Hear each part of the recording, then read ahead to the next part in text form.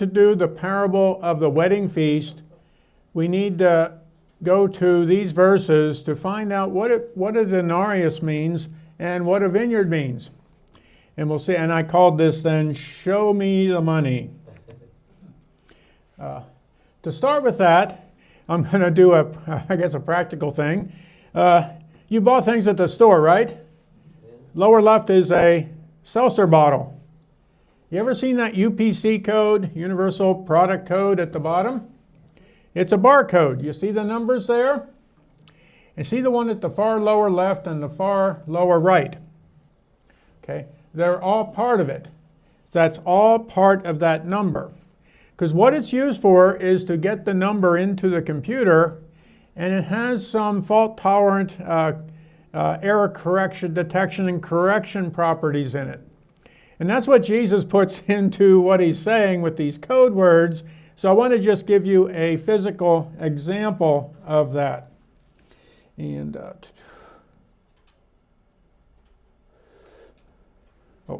so let me go.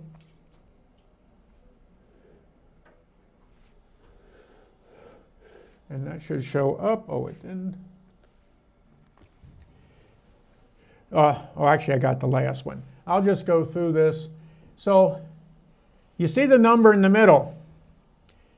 The first first six are the manufacturer. So every manufacturer gets an ID number. And then the next five are the product. If you've got more than 99,999 products, they'd probably give you another number. And the last one is the check digit. It's the 9. And the way you get that is you take the even numbers. See at the top, 686002, every other one, and you add them. You get 22. Then you take the odd ones on the bottom, but not the last one, 82708, and you add those and get 25. Then you multiply the top one by 3 and the bottom one by 1, do nothing, add them up, you get 91. You say, well, what number do I need to add to get a multiple of 10? And you add 9, and so 9 is the check digit. So if the scanner doesn't get the right number, when you scan it in, it beeps, right? Because how does it know it's not right? Well, there's a check digit in there. And that gives you essentially a 90% chance of detecting errors. And you multiply by 3, because 3 and 10 are relatively prime. So if you were to switch two letters, you want to be able to detect that. So by multiplying every other one up there by 3, if you accidentally switch two letters, you would get that as the, you would detect that wasn't quite right. Now, and every system, credit cards have that. ISBNs, it's not an ISBN number, it's an international standard, book number. If you ever anyone ever worked with library numbers? Yeah, and they decided to use base 11 for some reason, and so they needed an extra digit, so that's why you see an X at the end. The X means, the check digit was that 11th digit, we only got 10, so we made an X. And then, what Jesus is going to do, he's going to use a number of play on words, which it took me years to figure that out. And steganography is a security term where you hide messages in other things so you don't even know there's a message there. Like in images, if you change every little bit of an image, you're not going to notice it when you look at the image, but you could send that image and someone, it just looks like an image, but you can pull off those bits and get messages out of them. So Jesus uses that because he did all these sayings in parables, and he did it, and when he explains it, he replaces the nouns with the code words for them, and then he says, so they won't understand. Well, that's a definition of a secret code. Now, it's nothing important you need to know for salvation, but that's what he's doing. And then the extra play on words give you some fault tolerance. There's some redundancy there. So if you're not sure what it means, he's put in extra information just like you do with all these other systems. So we have this. It's like a puzzle. He's given you the pieces of the puzzle, and you need to put the puzzle together, which is what I've been doing, which is why we need the pieces for denarius and vineyard, at least a good approximation. The disciples say, well, explain this to us. And he says, well, the field is the world, the good seed are the children of the kingdom, the tares are the children of the evil, oppressive, wicked one. The enemy is the devil, the harvest is the end of the world, and the reapers are the angels. And then he explains, and you take the substituted meanings, and that's what he says it means. Apparently no one's ever been looking for this because that's what he says. And I just took him as a teacher and said, well, I wonder if I can do that elsewhere with other words. They figure out leaven means false doctrine. So that's what we've been doing, and I've been doing, is looking for that. The field is the world. Jesus always uses that as really the people in the world. For God so loved the world. Does he care about the earth and the buildings? No. The cosmos is the people in the world, is how he uses that. Good seed are the children of the good kingdom. Weeds are the children of the oppressors. And this is the parable of the weeds and so forth. The enemy is the devil or the accuser. The harvest is what? The end of the world. We'll see this a number of times. This is the case where this isn't what the Greek word means. The two Greek words mean a cooperative effort or a partnership, and the world is the ages. We get eons from that, the Greek word. And this will show up over and over again. So we're not, and this is where some of the conservative churches have gone. They've taken this as the end of the world, and they try to pick out every little verse and make it fit the end of the world and decide when Jesus is coming back. Jesus is talking about the cooperative effort, and that cooperative effort is between the birds, the religious establishment who's oppressing the people trying to worship, and those people trying to worship. Of course, the reapers, using the same word as harvest, are the angels or the messengers. So that's what I've been trying to do with the pieces of the puzzle. And if anyone asks, well, why am I doing that? Well, Jesus said that's what he's doing. And so I said, okay, let's follow this and see what happens, and that's what we've been doing. So we left off, remember, at the end of chapter 19. Jesus said, about getting eternal life and the rich young man and all that. So the chapter boundaries were put in the Middle Ages, so you always look at it to see if it continues. He's continuing. For the kingdom of heaven is like unto a man that is a householder. Every time he uses this man and householder in those tenses, it always is Jesus as God. Went out early to hire laborers or workers into his vineyard. What's a vineyard? And when he agreed with the laborers for a penny a day, he sent them into the vineyard. So I wonder what the vineyard is, and I wonder what does a penny mean? Because he says he uses code words. We want to see if we can fit anything into that. So we need to know that, and some others. The word for sent is the aposto. We get the word apostle from it. Where the letter or epistle is the actual message, and the apostle is the messenger who is taking that message. So let's just do the verses coming up to this. Then went the Pharisees and took counsel how they might entangle him in his reasoning or talk. And they sent unto him with the disciples of the Herodians, who are like working with the Romans and everything, saying, Master, we know that thou art true and teachest the way of God in truth. They're buttering him up, to get him to do something. You ever do that to an engineer? Oh, you're a good engineer. I guess you don't know how to do that. And what they want is free work, right? And so I don't fall for it. Oh, yeah, I guess that's hard. I don't have time to do all this free work because you're trying to bait me. That's what they're doing here. Neither carest thou for any men, nor regardest not the person of men. Tell us therefore, what thinkest thou? Is it lawful to give tribute to Caesar or not? Then Jesus perceived their wickedness, their oppression. They're trying to trick him and trap him. Why tempt me? Show me the tribute money. And they brought to him a penny. Oh, that's that denarius. And he said unto them, whose image and superscription? They said, Caesar's. And he said unto them, render therefore unto Caesar the things that are Caesar's, and unto God the things that are God's. When they heard these words, they marveled and left him and went their way. You've all heard those verses, right? give the Caesar what's Caesar, and you get all these sermons.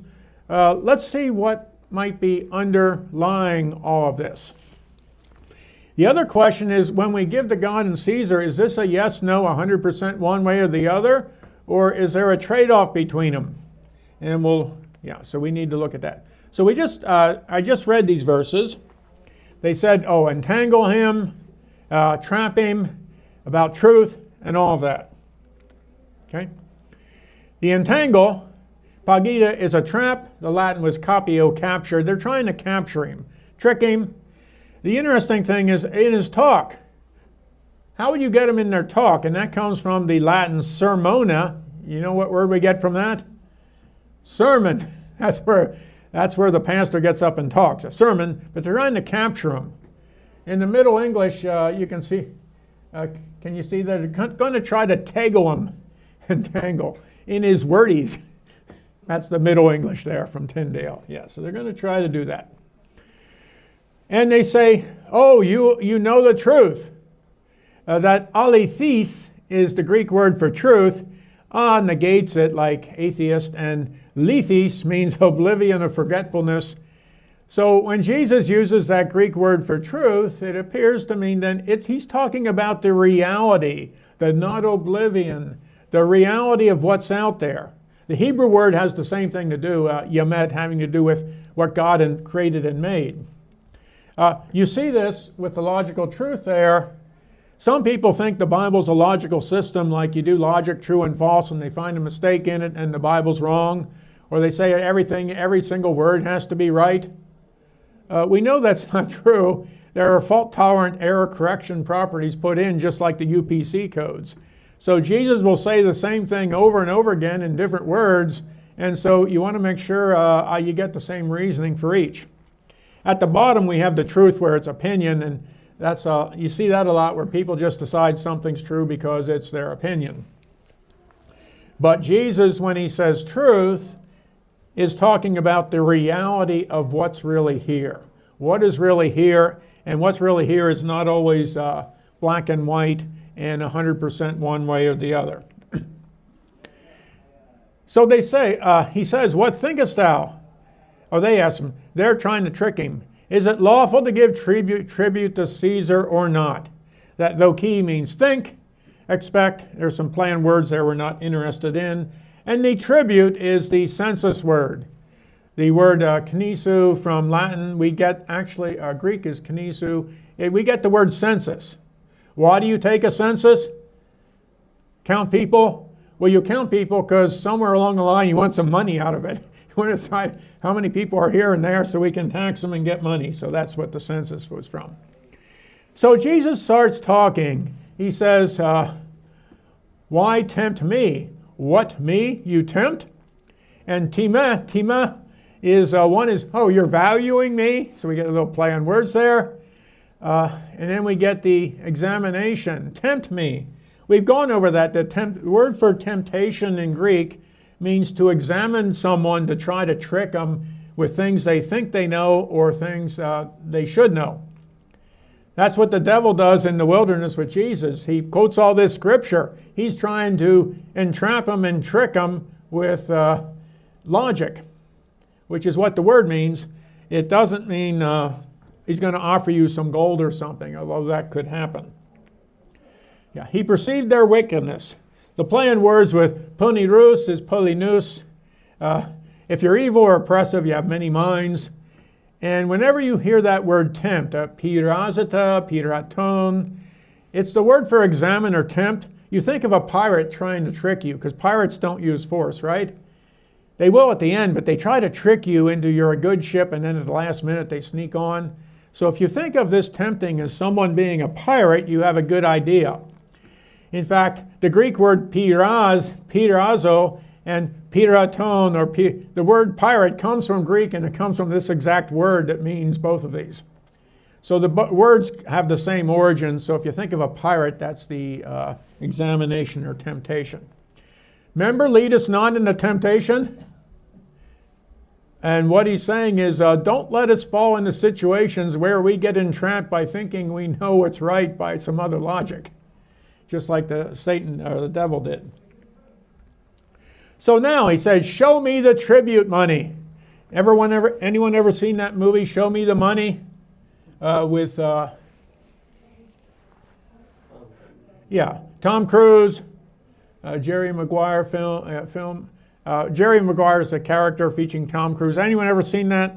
I don't see too many movies. And one of the lines was, give me the money. What might a denarius represent? How might it be related to the Chi-Rho? We see those at the church. That has to do with Constantine and the Chi-Rho. I'll get to that later. The denarius was a Roman coin, comes from the Latin meaning of 10 things. Oh, there are 10 commandments. That's interesting, but we get the denarius of 10 things. The symbol was an X. You see a Roman numeral X? And they put a little line through it, and that represented the denarius. Don't we do the same thing for the dollar? We have like an S, and we put a vertical bar or a cent, a C with a, yeah, so they were just doing that to represent the denarius. Its value was 10 asarions, which had to do with play on words with bird call, and those were the birds selling themselves out for, 2 asarions, but that's another matter. Okay, we mentioned the Latin word census is tribute or counting.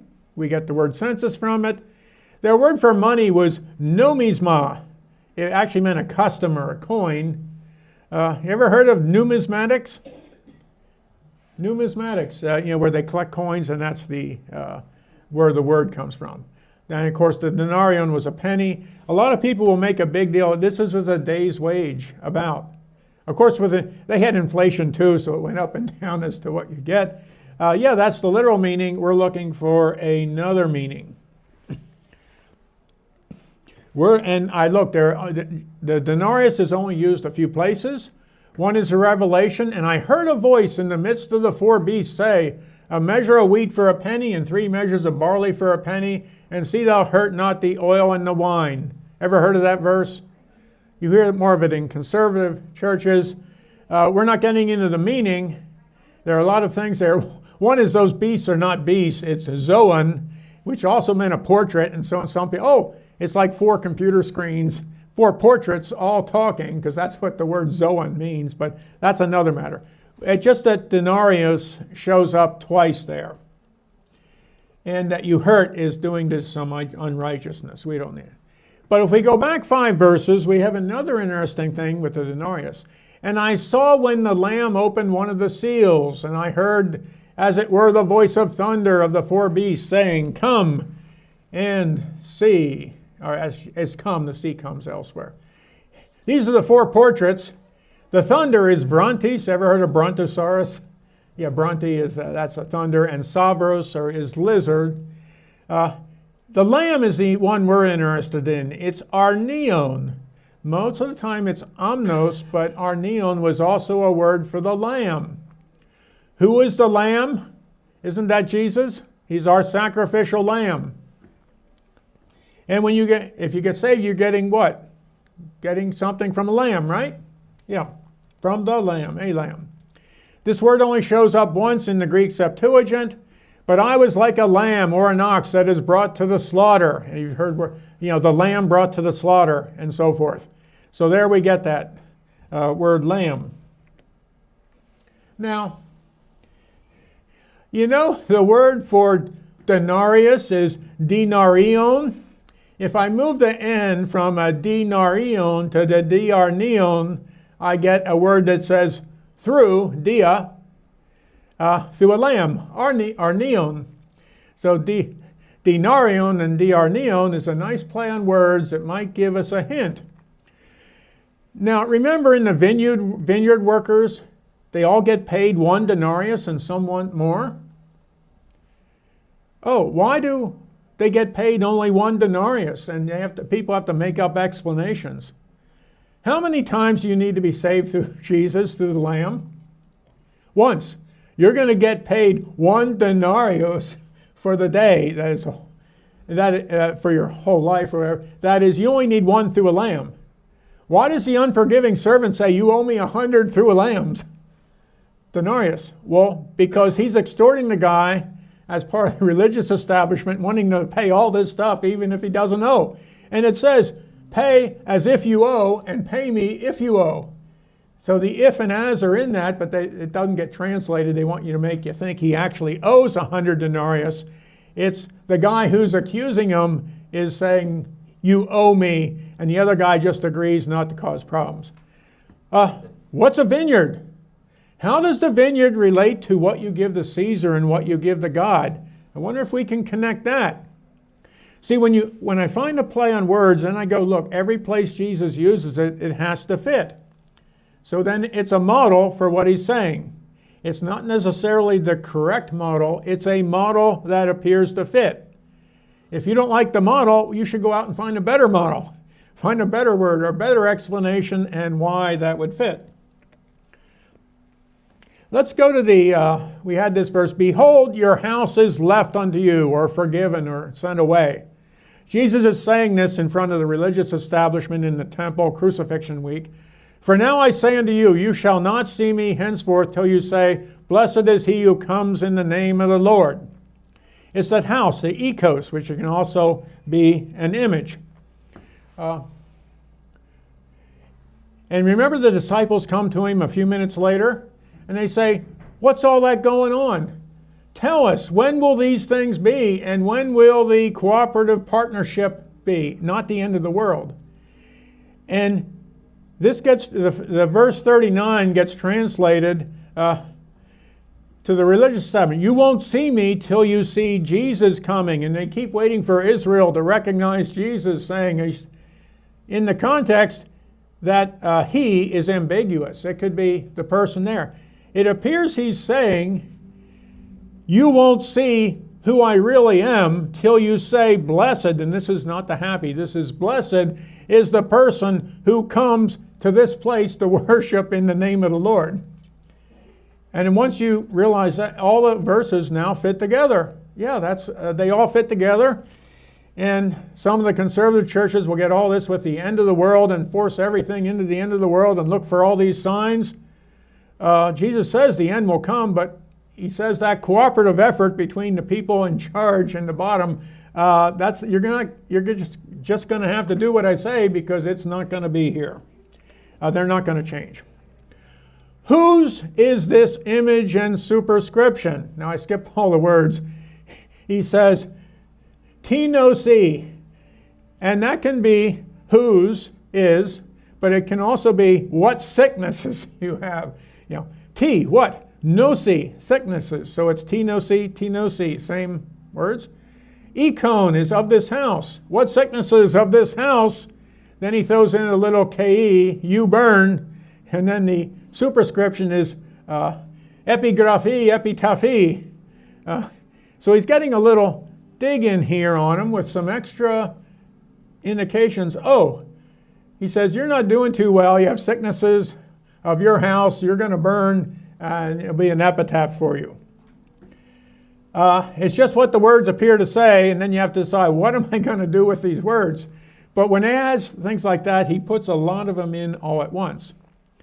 Render under Caesar what's Caesar's. What part is God? What part is Caesar's?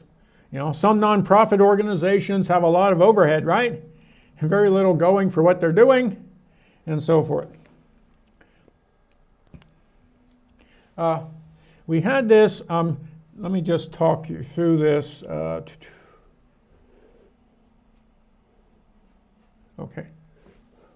Let me see if I can get to the end. Oh, you know what it did? Remember I said about it wants me to refresh the screen, and it waited till we were halfway through the presentation. Oh, there. It's not there. I'm going to have to grab. There we go. This is that, remember Jesus says, this is in the Sermon on the Mount, when you take your gift and put it on that you paid money for and put it on the altar, and you remember, Jesus uses that word remember like 3 times. We had a sermon on remembering. This is one of the remember. And you remember that the brother has something against you. It's not just a brother, it's the brother, Jesus. And that those things against him are the fornication and so forth. It refers to what's in Revelation. So go talk to your brother. Talk to the brother Jesus. Reconcile. Find out what you need to do. And leave your gift Forgive your gift. Let go of your gift in front of the altar. And you left your gift on the altar, right? Well, you're in front of you are the gift. And then go and take your gift and offer your gift. That is like the Great Commission. Go and offer yourself as a living sacrifice as the gift. And so they confuse that in the when you hear sermons. Oh, it's you go back and put your gift back on the altar in the sanctuary. And he uses that word sanctuary as a prison a lot. And you go back to the verse. If you don't do what the establishment wants, the house built on sand, you've essentially called the council Raka. Now, Jesus did that and they crucified him. So Raka has to do with telling the council or the organization, I'm going to do what Jesus wants instead of what you want. That is the power of Rome and so forth. And Raka, if you do Raka, you're Kala, which is the Spoonerism, moving the consonants around. Now, if you do what the council wants, you've essentially called Jesus a fool. And you're in danger of hellfire, right? You're liable. And if you're angry at the brother, it doesn't matter if you're angry or not, it depends on what you do. So we get that from those verses. So if you call Jesus a fool, a mora, we get moron from it, you're going with Roma. You're going with the power of Rome. It's just interesting how these just happen by coincidence to fit together. And this happens every place he says good, kala, and there are two words for good. When he uses this one, it means you're raka. You're telling the council, no, I'm going to do what Jesus wants. And the mora has to do with Roma, being doing what Rome wants, the power of Rome. That Greek word meant power and might, but it also meant the actual Rome. So it kind of merged together because when Rome was the big power, they already had a word that means power and might. Yeah. Now let's switch to, here we have Mark. Paul mentions this. Have you ever heard about calling the Father Abba? It's not a Hebrew word, it's an Aramaic word. It's a modern Hebrew word, it wasn't there then. Why do we have to know that we can call the Father Abba? And you hear all sorts of sermons that says he's your friendly daddy. You know, they make all this stuff. But why is he calling it Abba? Now, Abba also went to become the word abbot and abbey. And the word, a Latin word papa for daddy, related to Abba, Papa became the Pope with the papal authority. So whenever we have that Abba, and in secular terms or church terms, it then becomes the Pope. So we have the power of Rome. Give to Rome, or Caesar what's Caesar's, and what God is God's. Now, can I convince you that if we have God, I can associate God with the Father? Yeah, God the Father. He's the power. Jesus is too, but we have God. And we call the Father Abba. So if I make God the Father and Abba similar, which they appear to be, can I make Caesar be the power of Rome? The power and might of Rome. So giving to Caesar is the giving to the power and might of Rome. Giving to God is giving to God the Father and Abba. Interesting. Might you be a moron for going too far in the direction of Rome? Might you be good or raka if you keep your distance from Rome and the council? And remember, in the 4th century, the Catholic Church and the power of Rome disappeared in the West, and then they kind of took over that power. So we have that. Servant of prey be a serpent of prey? Yeah. So that's Rome. And when he says the things that are, in Greek it's one word, ta. So ta is all that we get, and that gets translated as the things that are. Which, yeah. Now, I just talked about the power, Abba being the Father, right? And the power of Rome. Abba is Abba. Roma is Romas. And the MP is like a B sound. They use it today for a B. Abba, Abba. And if I do the spelling of Romas to Lomas, if I put those two together, the Apollonis trade-off is the Ampellonis trade-off. In other words, Apollonis is the word for vineyards, and Apollonis is the word for Father Rome. So I just think that's interesting. So if we take that, we can say that when you are going into the vineyard to work, you're going into the world to make the trade-offs between the Father, Abba, and Roma, Roma, because we have the Apollonus and the Abaromus. Yeah. Now he has a little bit more on Caesar.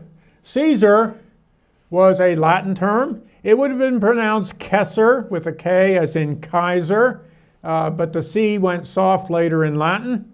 So we have Kesser. And Roman leaders after the Caesar in 44 BC, they took their name from that, thinking taking Caesar's name gave them more power.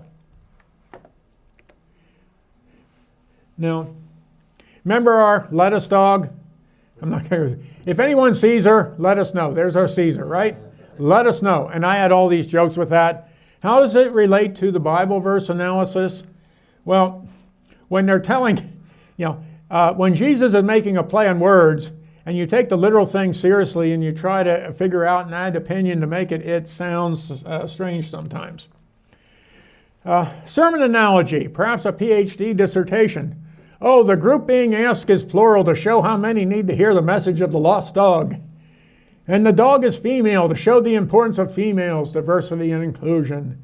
And the group being asked is plural to show the importance of the group rather than the individual, right? Better together or bitter together, right? I got that. So let me, So why does Jesus do that? If the number of the group being asked isn't plural, and if the dog isn't female, the play on word jokes doesn't work. I call that biffing the joke, like Biff from the Back to the Future, where he says he messes up the joke all the time. If you see him, let me know. It's not funny, right? So a lot of times Jesus will have to change the tense of the verb. He'll change the order, which you're allowed to do in Greek. He'll pick a particular ending for the verb. He'll pick a particular noun, plural or singular. And it appears to be to get certain things like that. So when he says, give to Caesar, it's Caesaris Caesari. And ke is and, Caesaros, Caesaros, and Caesari, Caesari, Caesari. You have that little U in there, which modifies the vowel, but everyone would get the joke. He's saying, therefore, of Caesar, you lizard serpents, and to Caesar, lizard serpents. He's doing a double thing on lizards and serpents for that. Yeah. How much of a coincidence is it that historically the Latin name of Caesar and no one knows where Caesar comes from. They make up things. It just happens to fit into a play on words in Greek when he talks about Caesar. And there, you see the little thing, the Toys R Us. I got that in Myrtle Beach at a store, because you can't use Toys R Us because that would be trademarked even though they're out of business.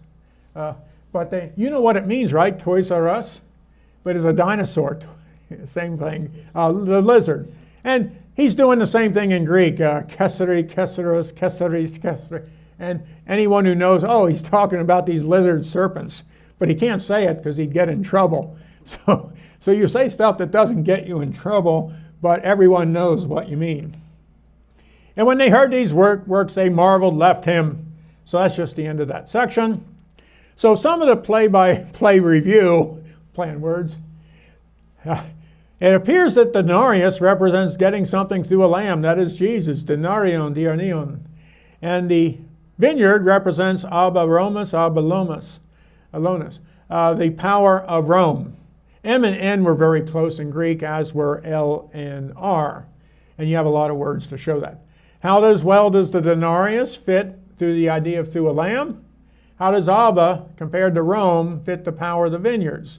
And then we get the others with the mora. You're a moron if you go with Rome, and you're good if you don't go with the council when they differ from Jesus. So we have that. Last time, the Chi-Rho, that was Constantine's symbol, and they used this for the power for the Christian church. You still see it. You recognize that from the sanctuary, the blue one? We see that? Yeah, the Chi-Rho. And you can do Alpha and Omega. Alpha and Omega, it's the Chi-Rho. Mora, power, might of Rome. If we do Arco, as in ruler, and we put R in there, they say R is first letters of Christ, we get archo. Oh, is the power of Rome part of the church? When did they get this archo? Well, it turns out they found it from Ambrose and others. This was a symbol used in the early church, the archo. We get the alpha and omega. Now, so when you see the Chi Rho, is this just the Chi Rho? Is this Christ, or have they put Rome above the church? Because when you have the through a lamb, you're getting the denarius with the line straight through it. There's no power of Rome on top. So now, next week, we're ready to go back to the vineyard workers, because he's going to hire them into his vineyard. They're going to have to make trade-offs between Rome and Caesar and God and Abba. And they're going to get paid what? The same thing. A penny a day. They're going to get one through a lamb. And so we have a few other play on words that'll come up, but that lets us help with that.